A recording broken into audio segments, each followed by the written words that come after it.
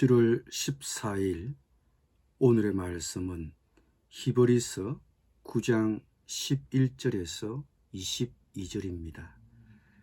그리스도께서는 장래 좋은 일의 대제사장으로 오사 손으로 짓지 아니한 것 곧 이 창조에 속하지 아니한 더 크고 온전한 장막으로 말미암아 염소와 송아지의 피로 하지 아니하고 오직 자기의 피로 영원한 속죄를 이루사 단번에 성소에 들어가셨느니라.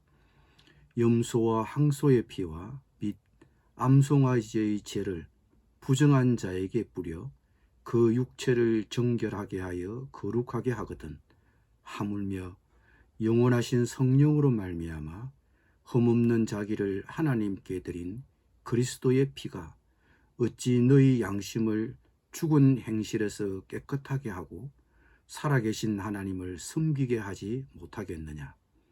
이로 말미암아 그는 새 언약의 중보자시니 이는 첫 언약 때에 범한 죄에서 속량하려고 죽으사 부르심을 입은 자로 하여금 영원한 기업의 약속을 얻게 하려 하심이라. 유언은 유언한 자가 죽어야 되나니 유언은 그 사람이 죽은 후에야 유효한즉 유언한 자가 살아있는 동안에는 효력이 없느니라. 이러므로 첫 언약도 피 없이 세운 것이 아니니 모세가 율법대로 모든 계명을 온 백성에게 말한 후에 송아지와 염소의 피 및 물과 붉은 양털과 우슬초를 지하여 그 두루마리와 온 백성에게 뿌리며 이르되 이는 하나님이 너희에게 명하신 언약의 피라 하고 또한 이와 같이 피를 장막과 섬기는 일에서는 모든 그릇에 뿌렸느니라. 율법을 따라 그의 모든 물건이 피로서 정결하게 되나니 피 흘림이 없은즉 사함이 없느니라. 아멘. 앞서 첫 언약에 속한 구약의 제사 제도의 한계를 지적한 저자는 예수님의 완전한 제사와 그 효과를 설명하고 새 언약의 중보자이신 예수님의 죽으심이 왜 꼭 필요했는지를 밝힙니다. 구약 시대의 성막 예배와 대제사장 사역과 비교해 볼 때 예수님의 새 언약의 대제사장 직분은 하나님의 임재 자체를 상징하는 하늘 성막에서 자신의 희생적 죽으심으로 단 한 번의 더 나은 제사를 드리심으로 완전한 죄 용서와 영원한 구원, 정결하게 된 양심을 얻게 하셨고 하나님께 직접 나아갈 수 있게 되었습니다.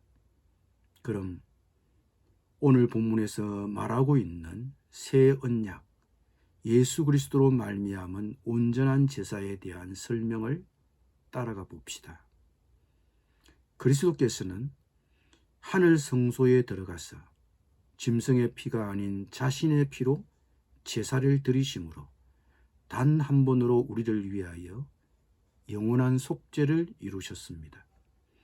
우리는 이제 죄에서 온전히 구속되었고 속죄 제사를 구약 제사처럼 다시 드릴 필요가 없어졌습니다. 영원하신 성령으로 말미암아 자신을 하나님께 드린 예수 그리스도의 피가 우리의 양심을 깨끗하게 하고 우리로 죽은 행실에서 떠나 신령과 진정으로 살아계신 하나님을 섬기게 하였습니다. 죄 때문에 망설이고 있습니까? 나의 죄를 위한 그리스도의 희생을 받아들이십시오. 예수 그리스도는 나의 죄를 속해 주셨을 뿐만 아니라 새 언약의 대제사장, 즉 중재자로서 우리도 영원한 기업의 약속을 얻게 하셨습니다. 여기서 잠시 저자는 언약의 성격에 대하여 설명합니다. 16절, 17절입니다. 유언은 유언한 자가 죽어야 되나니 유언은 그 사람이 죽은 후에야 유효한즉 유언한 자가 살아있는 동안에는 효력이 없느니라.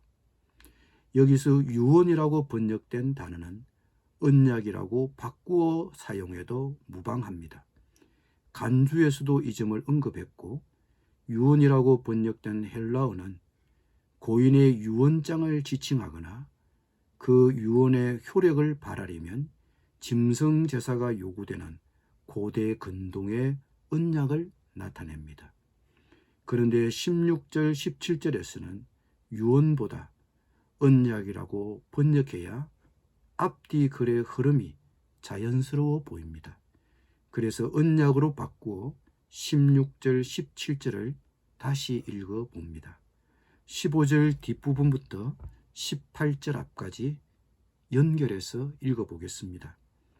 이로 말미암아 그는 새 언약의 중보자시니 이는 첫 언약 때의 범한 죄에서 속량하려고 주구사 부르심을 입은 자로 하여금 영원한 기업의 약속을 얻게 하려 하심이라.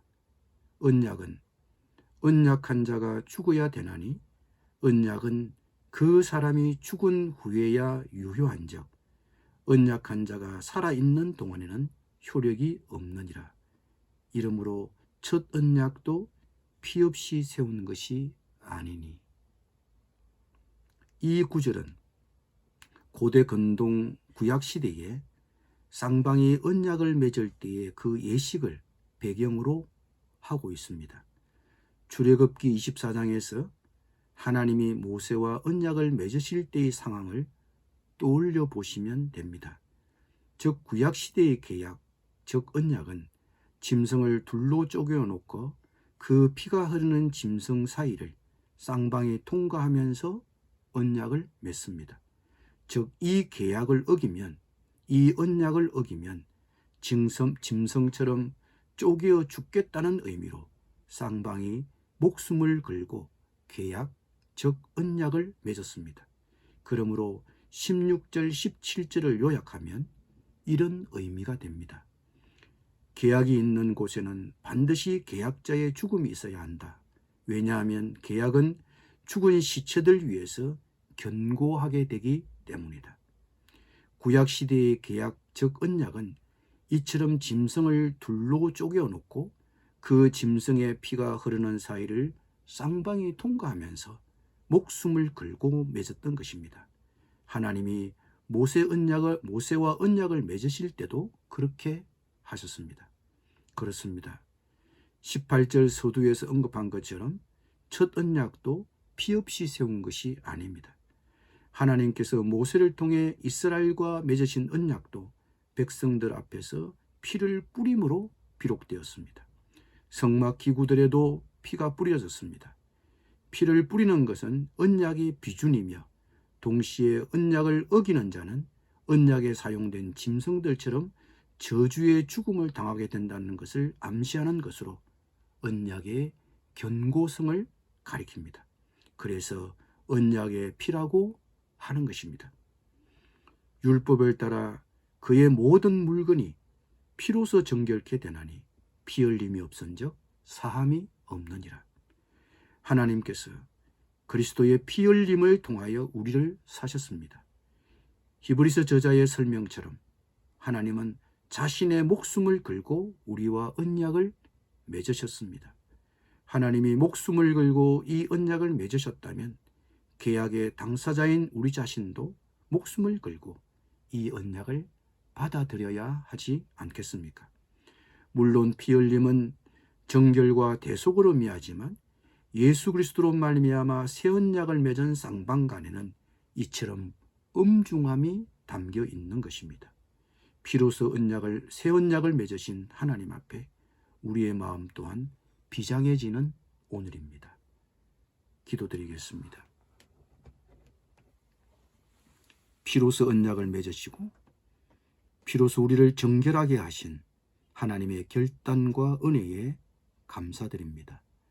하나님께서 목숨 걸고 맺으신 이 예수 그리스도로 말미암은 새 언약을 우리도 소중히 여기고 목숨 걸고 이 언약을 받아들입니다. 예수님의 이름으로 기도드립니다. 아멘.